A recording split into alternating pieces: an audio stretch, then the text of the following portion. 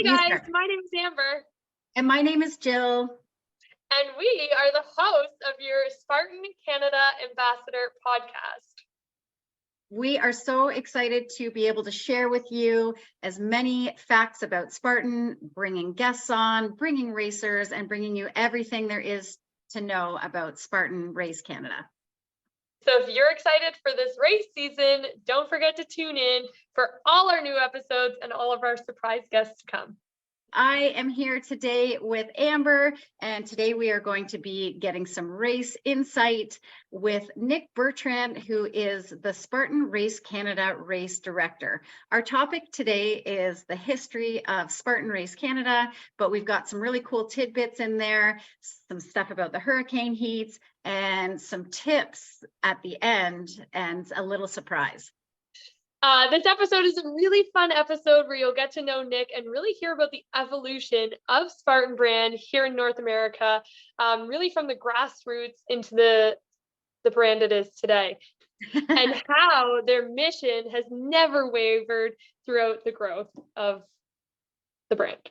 So if you're interested in everything Nic has to say, please stay tuned. This was an amazing first episode for us, and we are so pumped that Nic had some time. He's actually on site right now, so we were talking to him from the venue.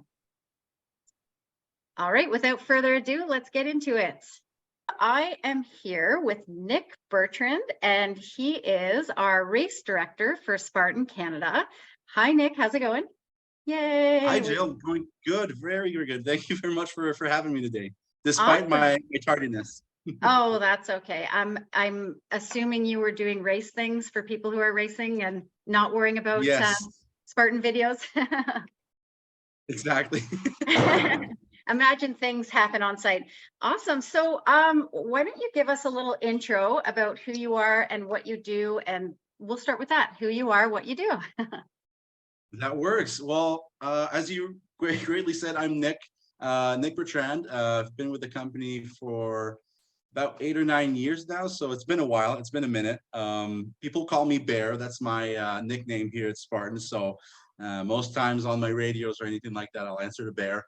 You know, I've always been amazed with what the events we could do. Before I was in the events industry, I was at school, and at a job fair once, Spartan came along, and I was like, "This is really cool." And then called the number on the card, and they were like, "We need build people." I was like, "Okay, let's do that."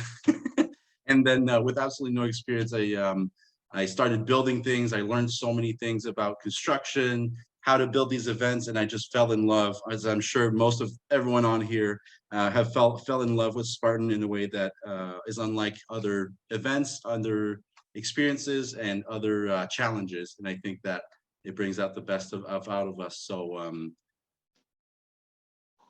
awesome. So oh, I think we've lost him there for a second. We produced it, and it was just love story from there. Here now, the race director. So I put on these events.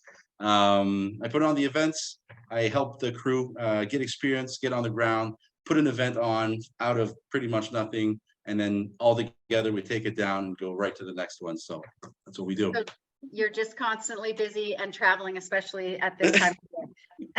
A little bit. So we're at our first event now in Toronto. So yes, it's the first event, and you know what? I think it's going to be a great one. We've got a good crew with us. And the course is coming along quite nicely, so it's quite nice. So Nic, I have to know, how did you go from building the obstacles to building the courses? Like, how did you get from A to B? That's a pretty cool jump. I think I was always just passionate about what we do, and so it kind of transcended in everything I did. I tried to give my best.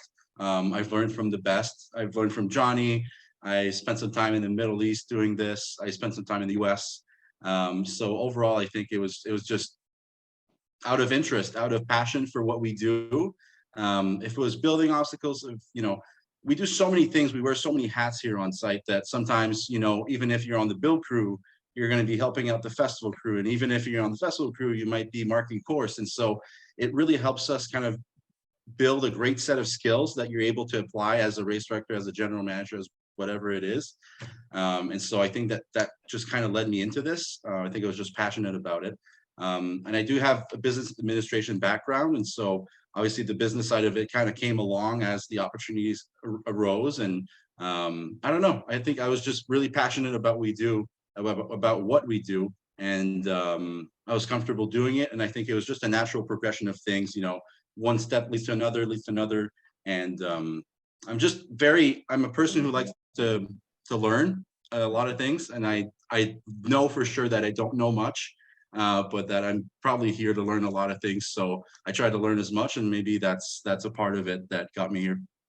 I feel like that's a really important skill, because every single race, you're going to have to learn something. Like maybe the weather's completely different this time, and now this doesn't work in this setting. So I think that's a really good skill set to have. Absolutely. I think so. Yeah. And yeah, I think I'm humble enough to be able to learn from people who have different backgrounds or know different things. Like I was saying, even from my first experience as in build crew, my background was very much white collar. Like I probably touched a drill once in my life, right? And I just came up front. I was like, guys, I don't know how to do this. I will work hard, but I just don't know. I don't know how to drill. Teach me how to drill things into a wall and I'll do it, So yeah, it's just out of interest.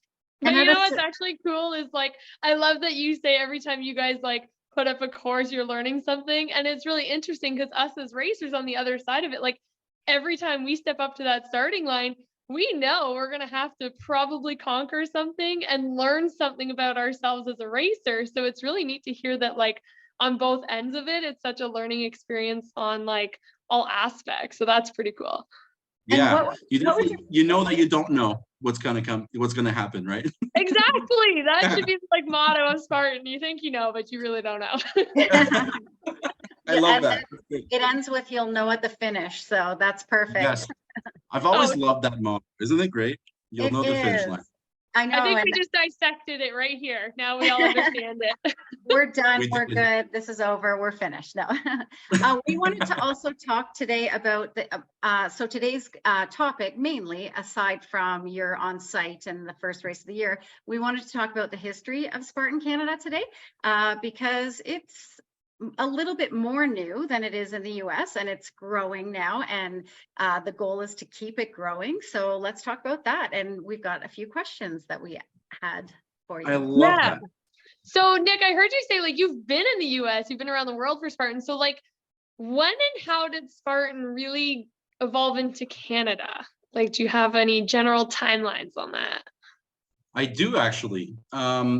And so I've only started with the company, I think it was 2014 or 2015. So prior knowledge is out of history to me. So I don't want to inaccurately represent what I know, but this is what I've heard. So I'll share that with you. And so basically in 2010 is when Spartan really became a bigger race. And actually the second ever Spartan race was in Canada.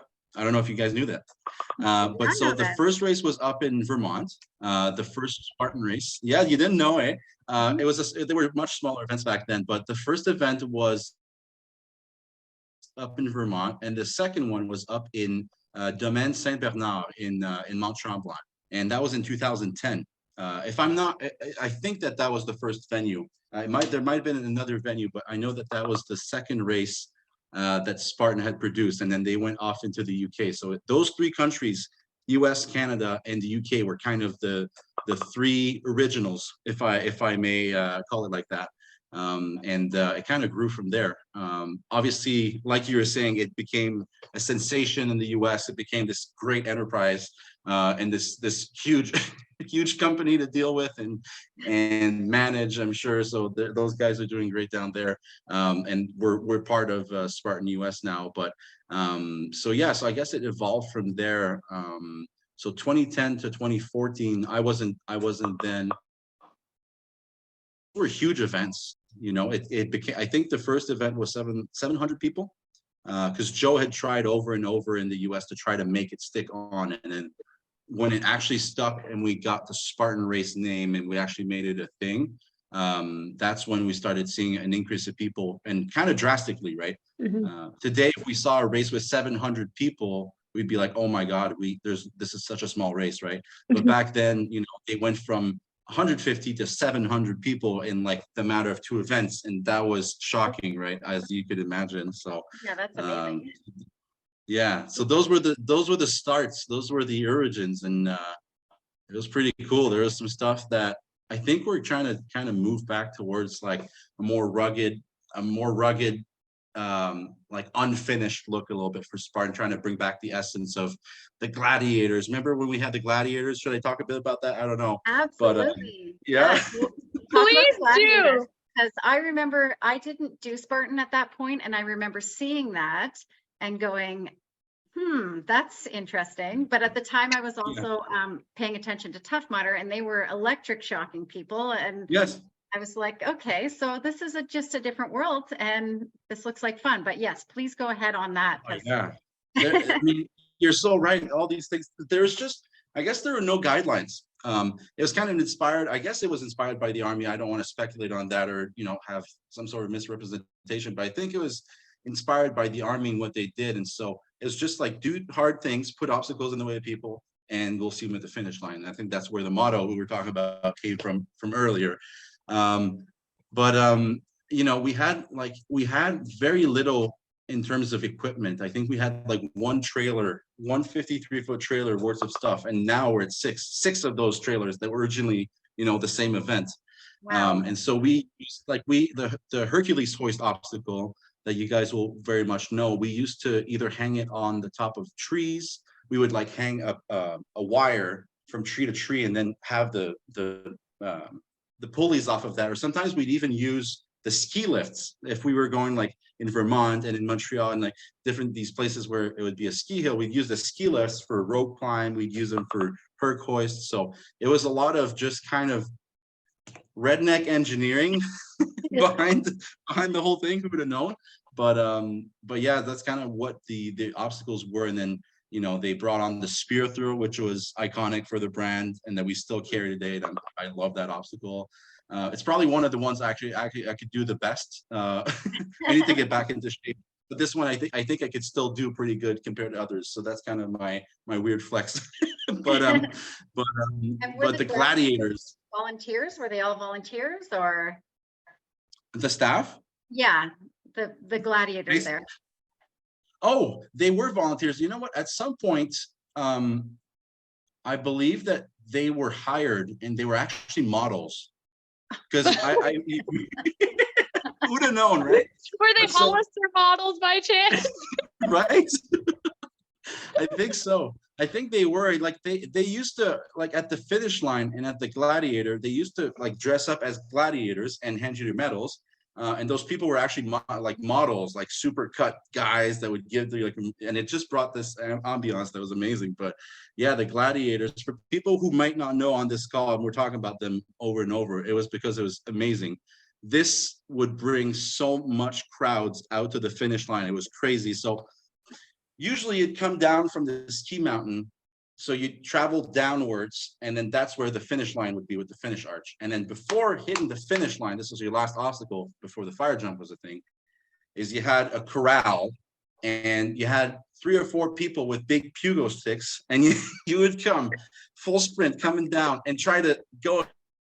These guys, they knew exactly what they were doing, and they would make people just fly and tumble and all this stuff down the hill. And so it was an interesting time, but it was kind of a spectacle, I guess, at the finish line. So yeah, so I mean, it's changed a lot since the years, but I think the true essence of it, we haven't lost, and I think we're slowly getting back to the original.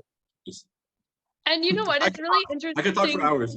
Yeah, no, I love that you're sharing these like small details of like even how you used to put up the obstacles and stuff, because like when you think grassroots essentially is what you guys were as an organization back then, for such a large organization now, people forget that you had to build that brand from the ground up, right? And you didn't have all those tools. Like when you think small business, like they assume you've gone through those things, but when you think about a corporation, you forget that they've also gone through that growth too. So I feel like it's really cool that you shared that, to just hear the evolution of the brand and the sport in itself, but to know that you guys still have your same mission and it still aligns with all the evolution and growth you guys have done, that says a lot for you guys as a brand as well. Yeah, and it was definitely humble beginnings, I'll say, and it wasn't showcased like that. It was showcased as this big, huge obstacles, but I know that there are so many limitations in terms of budget, in terms of like people who are running the show. Like the first operators in Canada were Salika Sevigny, who's from Canada, and Richard Lee, who was from the UK. So they operated the Canada and UK licensees, and those. They were great operators, but they also came from very humble beginnings where they didn't have much in terms of a background on how to build these things. And so and our resources were so limited, right? The reason why I'm late to this call is because one of our telehandlers on the hill was stuck. But back in the day, we didn't have those big types of equipment.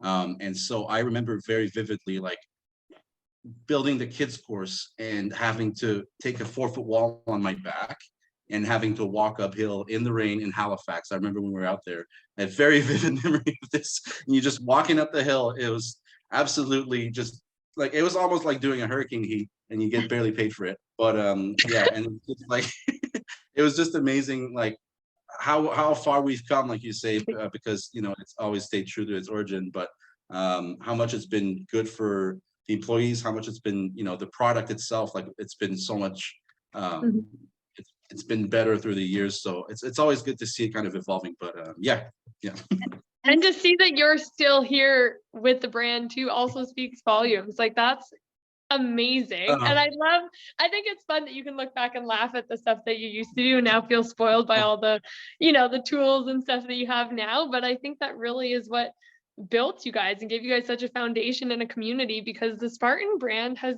the best community, which is why we're all on here. Absolutely. Did you make your new staff carry anything randomly up hills just to do the old school? That might be a good initiative. What? I just might.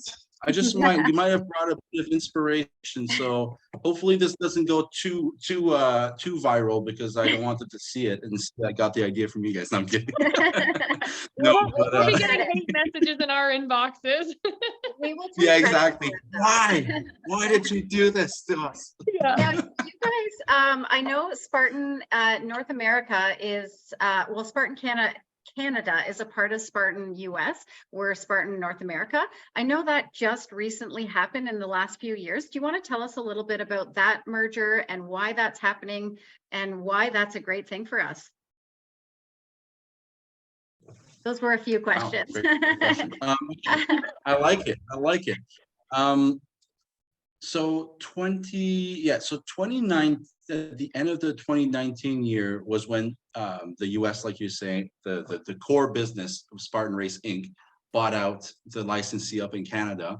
That was a good transition. I think that was pretty impressive. It's just that the timeline was a little difficult, right? Because we can only operate in the summer. And so at the end of 2019, the US came up and operated the Whistler race, which some of you guys might remember, which was amazing, but so rainy and so depressing in so many ways, because it's so rainy the entire time, but amazing to see your smiles and your great work out there.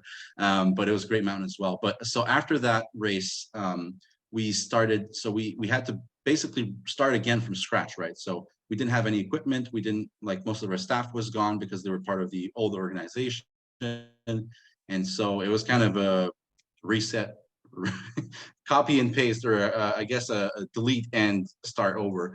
But so we started in 2020 in February. We started rebuilding some of our trailers that we have now, right? So we have all of our trailers, and we had to rebuild all of those, and it was February 2020, and everyone knows what happened in March 2020. And so that was kind of a bummer, having to stop everything from there. So the acquisition from Spartan Race Inc. was difficult because we couldn't just acquire and start operating. We had to acquire, try to start operating, have a big break because of this pandemic, and then kind of get started again from the ground roots. But having sold all of these tickets and not having operated a business forever, continuing to have the business expenses, it was so hard. Like 2020 us to try to stay alive. We've seen so many other OCRs kind of go through this cycle, but as true Spartans, we're not quitting. We're not effing quitting. No, so why it's better, it's because we have a wider array of resources, better planning.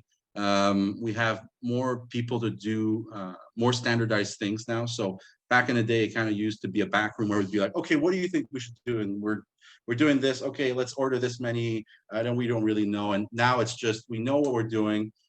We have protocols in place. We have a good support system, and that's what leads to great races. And I think that, in the past year, and you guys might disagree, I'd love to hear your opinions, but I think that, the courses, the level of courses, the level of sports, and the level of obstacles that we've seen in the past 2 years, 3 years since the acquisition has just been tremendous and through the roof. So, I think that's why it brings so much energy and good positivity to the brand, is that because we have all this support and now we're able to make something epic.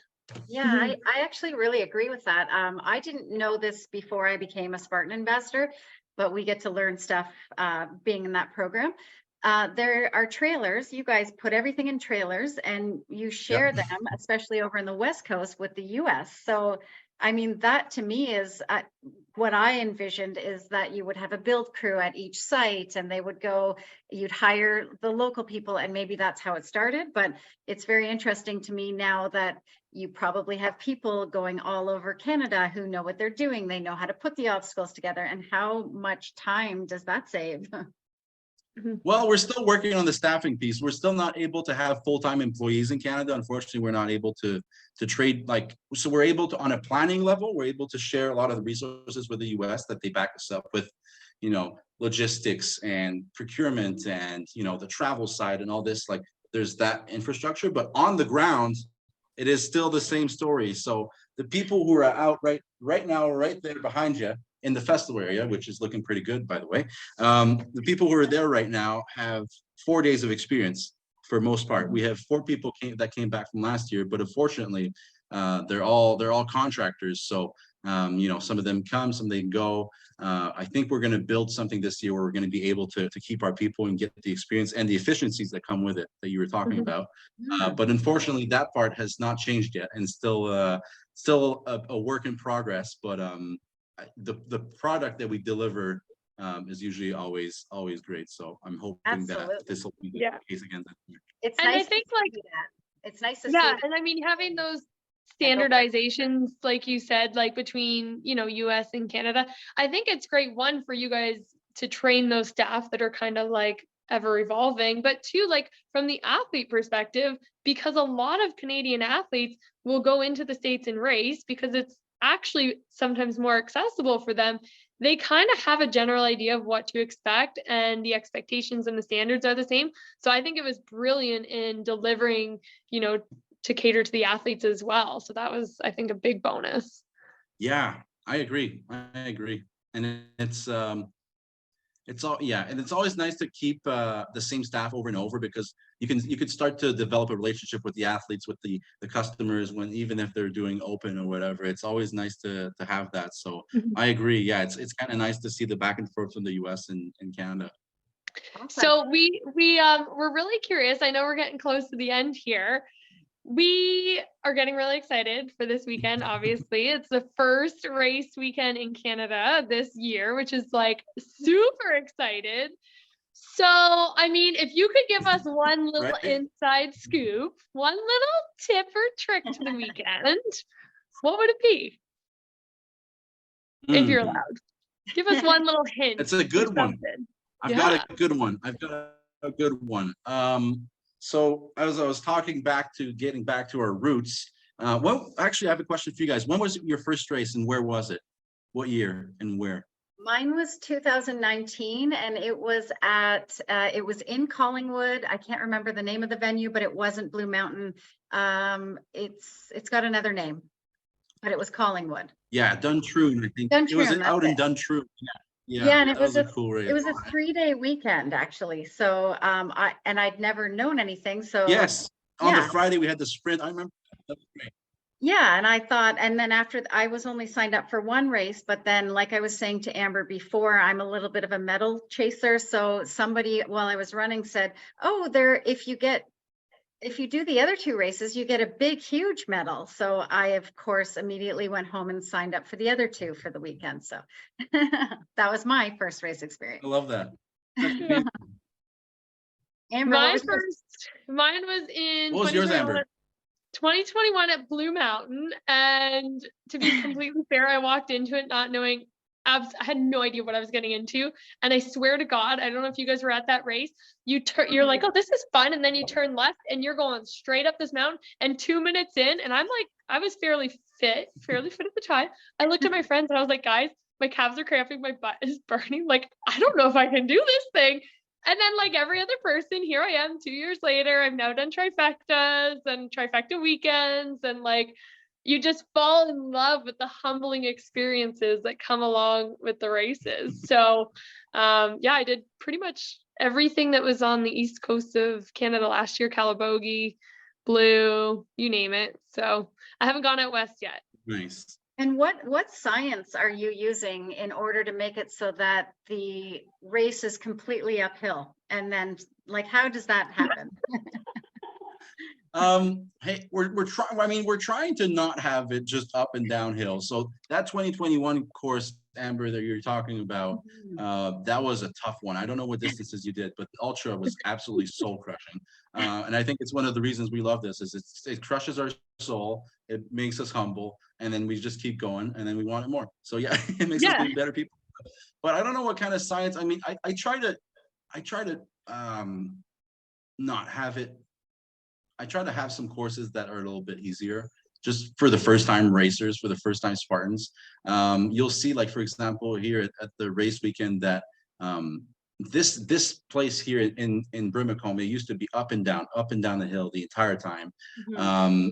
But I've added a really cool loop because we used to be here in July, and the grass was all grown out on the backside of the property, so we couldn't really run in there without having to mow the entire place. But now that we're here in May, the grass hasn't grown all the way yet. We can use those beautiful prairies on the backside. So there's going to be a lot of running back there, and I'm sure that you guys, because there's different types of strengths, there's different types of runners, there's power hikers. So I think this course will give you a lot of balance in that. And that, I guess that's kind of the science. We kind of try to balance it out a little bit so that everyone kind of has their little advantage and everyone's in their comfort zone, but then they're not. And that's what's important, right? Absolutely. And back to your first question, the one little thing that I can give you for this race, and the reason why I was asking you guys about your first race is because back in the day at this venue, the staple thing was that we would use the snowmaking cannons, the big cannons, and we would put them out on course and get people really wet. And so I'm trying to bring that back a little bit. And so we may or may not get a little wet down at barbed wire, just a little bit, and it might be a little. Okay, it might be a that doesn't scare me because I was at the Jacksonville barbed wire crawl this year, and apparently that was the longest barbed wire crawl, and it was the muddiest thing. It was so much fun. So don't let that scare you guys. It's going to be the time of your life crawling up a muddy barbed wire crawl. I'm super pumped now. So you're going to use the snowmaking machines. I mean, possibly to finish us a little bit. A little bit. And right on the end. It's the first. It's actually one of the last obstacles on the course. So yeah, it'll be right at the end. You'll get a little wet. See, you never lost your resourcefulness from your pioneer days of Spartan. Look how resourceful that is. And what should we expect for conditions on the course this weekend? It has rained a tremendous amount in the past couple weeks, and so for all the terrain, so most of the sprint is going to be very much runnable. There shouldn't be too much mud. There is one loop on the super that is going to be super muddy. So towards the end of the course, after you go, so we're going around the little pond, lake, whatever you want to call it, and after you're done with the obstacle, the box. After you're done with that, you're going to go around the lake, and then you do a loop in the woods and this really cool trail. Well, this really cool trail right now is a big swamp fest. So So that's going to be pretty fun for the people out there. Get that extra running hassle out there. But no, it's going to be most of everything's going to be good. Like I said, a mix of uphill, downhill. There's going to be a bit of running portions out the backside as well. So pretty balanced course. And Saturday is going to be full sun, and then Sunday we're expecting a little bit of rain, but it shouldn't be too cold, so it should be nice. That's exciting. I'm excited for this course. It sounds like it's going to be awesome for all levels.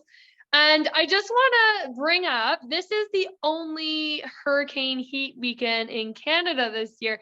Now, was that strategically selected just because it's Brimacombe? Was it like location selection, or was it just kind of like you just picked this weekend for hurricane heat? Because I know is it sold? I think it's sold out now with like one of the largest groups you guys have had, right? I was just going to touch on that. Great point. It's sold out very quickly. I did not expect this because in the recent years we've had kind of low numbers on the endurance, like what they call the extreme endurance brand, which is like what comprises of hurricane heat and the 12 hours, 24-hour, all that good stuff. But we had pretty low following, but it kind of exploded this year. It's huge. So yeah, Toronto was one of the markets that we knew we'd be able to put on a successful event, and then I guess our bet was right. So event is sold out, but we actually technically have another one in Canada, out in Red Deer. In July, or not in July, in July, sorry. We're going to have a hurricane heat there as well, and it is not sold out at the moment. So if you guys have missed out on the fun in Toronto, then we'll be excited to have you guys out in Red Deer. Amazing. Awesome. So any final things you'd like to share with us about the weekend or anything like that? This was amazing, by the way. So informative. I could have gone for hours and hours about what it used to be, how it is now, what changed, what things we've changed. But I think this is a good overview. Nothing particular to go over to finish this off. I just think I'm really excited to kick this year off. The pressure, the stress of previous years for me has gone down. So hopefully we're able to make a product that's even better. I'm just really excited to see all you guys' your faces hopefully on the podium if you guys make it out there, but even if you don't, I'll have some fun giving you some high fives and everything out there. So no, I'm just excited to keep this brand alive, keep the great times coming, and seeing you on the course. And that's the same with us. We feel the exact same way. We want more courses out here. We want you working 24/7, Nic, no offense, but putting them all over the place. And the one thing about Nic that I'll mention is that if you see Nic on the course, say hi and give him a thank you, because he's doing a lot of work out there with his people. Everyone is so friendly. He will have the time of day for you. And you might see him at the top and then see him 3 other times on the course too. So he seems to be everywhere. I'm always there, lurking in the background. You never know. Sounds like you're up and down the course a lot. So maybe we should do like a fun course walkthrough one time led by you, the course maker himself. I bet we could sell out that event. That'd be fun. I'd sign up for it. I would love that. Yeah, me too. I would love that. I want to see you conquer every obstacle, Nic. Ooh, I don't know about that now. I don't know about that. You're coming in patchy. I can't hear you. I don't know. There's something with the connection. Okay, well, for our listeners, if you want to race with Nic, let's start a viral trend here, and maybe if we get enough signatures, we can convince him. What have I got myself into? I know. This will be the last interview with Nic that we ever do. Probably. No, I'm kidding. I'd love to do that. I think that'd be really fun. I feel like we have a lot of other things that we could do with you, other calls. So I'd love to catch up with you again and do another lots of different topics. Maybe we could do an Ask Nic topic as well. That might be fun. I'd love that. I would absolutely love that. Yeah, that'd be great. Amazing. Awesome. Well, thanks for getting on here with us. This is our first episode. We're very excited to have you.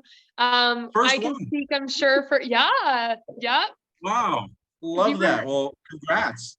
Thanks. But I think I can speak for I think I can speak for the entire community when we say we are grateful for your passion in helping, grow the brand and put together our courses. And we just so appreciate your vision and your time. So thank you so much for being on here with us. And I'm sure you'll get to see lots of familiar faces this weekend. Absolutely. Well, thank you very much for all this. It's too much for me, but I thank you. I'll take it all. Awesome. All right. Well, I think we've got it. I think we're good. We'll do a little intro and outro probably, but we're hoping to get this posted by this week before it starts. Yeah. Yeah, even Up a tomorrow. little bit there. Hopefully tomorrow we'll have it. Oh, tomorrow, really? That's yeah. amazing. That's Yeah, amazing. If you need me to do it for you, I can do that. Ladies and gentlemen, welcome. There's your next job. Now you're going to be at the starting line. That would be awesome. I know. I can't get myself wrapped up in too many jobs here. Yeah, exactly. And this is off camera. How old were you when you started? I mean, we're still recording, but I will probably stop it here and do some stuff. How old were you? You said you were a student. I forgot to ask you that. Yeah, I was 17 years old. 16 or 17. You've like grown up with this company then. That's fantastic. They are very lucky to have you. Yeah. So I'm so happy to have you guys race the courses and be so interested that you want to start a podcast. Like, that's amazing. I'm really, like I was saying, I've said it a million times, but I'm really passionate about this. So whenever I can give back to the community or help it out, I'm all on board. that's great. So we'll hit you up with some other topics because we've got some other ones coming. So yeah, absolutely. Okay, well, we'll see you on site. Yeah. That works. I'll see you conquering those obstacles. Enjoy your day and good editing. Have fun. Okay, well, that was so much fun getting to know Nic and learning about the history of the Spartan brand and specifically Spartan Race Canada. So if you guys enjoyed our conversation today, don't forget to like, follow, subscribe, do whatever you need to do to be notified when our next episode comes out. Awesome. And there are still some races up for grabs. If you are not signed up, I don't know why you're not signed up, but if you're not signed up for the race this weekend, you can still get involved. And we have a whole bunch more races coming up in Canada. This is the start of our season, and we are very excited, looking forward to it. And we will give you a recap after. Bye. Thanks for tuning in. All right. I think that's